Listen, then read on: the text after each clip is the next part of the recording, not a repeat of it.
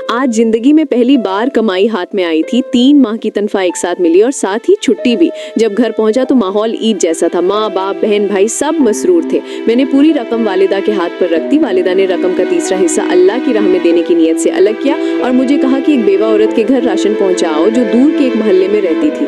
मैं फौरन बाजार गया, राशन खरीदा और घर आया तो मेरे लिए पुरतकल्लुफ खाना तैयार था। बहन भाइयों के साथ खाना खाया और थकावट के बायस रजाई में घुस गया।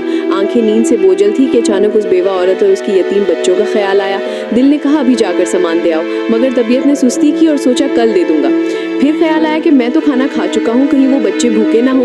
इसी लम्हे उठा, चादर ओढ़ी, थैला कांधे पर रखा और सर्द रात में निकल पड़ा। शदीद सर्दी, गहरी धुंध और भारी थैला, रास्ता तवील था। वो औरत अपने 4 बच्चों के साथ एक छोटे बोसीदा से घर में रहती थी। शौहर हादसे में फौत हो गया था और अब कोई सहारा ना था। घर के बाहर पहुंचा तो दिल में अजीब सी कैफियत थी। दरवाजा खटखटाया तो 5 बरस की एक बच्ची निकली। चेहरे पर भूख, खौफ और परेशानी नुमाया।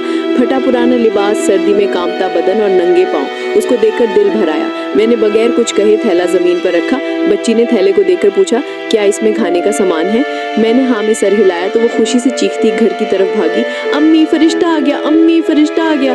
उसकी आवाज पर 2 और नन्हे बच्चे बाहर आए। कभी मुझे देखते, कभी थैले को। खुशी से उनके चेहरे खिल उठे। मेरी आंखें नम हो गई, होंठ कपकपाने लगे।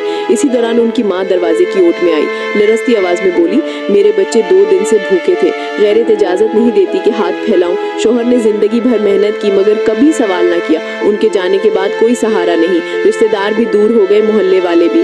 मैं 2 दिन से बच्चों को कह रही थी कि एक फरिश्ता आएगा और खाना दे जाएगा, इसीलिए ये आपको फरिश्ता समझ बैठे हैं। वो रोते हुए दुआएं देती रही। मैं खामोश आंसुओं के साथ लौट आया। ऐसा सुकून जिंदगी में कभी न महसूस किया था। एहसास हुआ कि किसी बेबस इंसान के लिए एक वक्त का खाना देना भी कितना बड़ा अमल है। हमारे इर्द गिर्द बहुत से लोग ऐसे होते हैं जो हाथ नहीं फैलाते मगर दिल ही दिल में मदद के मुंतजिर होते हैं। उन तक पहुंचना ही असल इंसानियत है। घर पहुंचा तो अम्मी ने पूछा, बेटा इतनी रात कहाँ गए थे? मैं मुस्कुराकर बोला, फरिश्ता बनने गया था।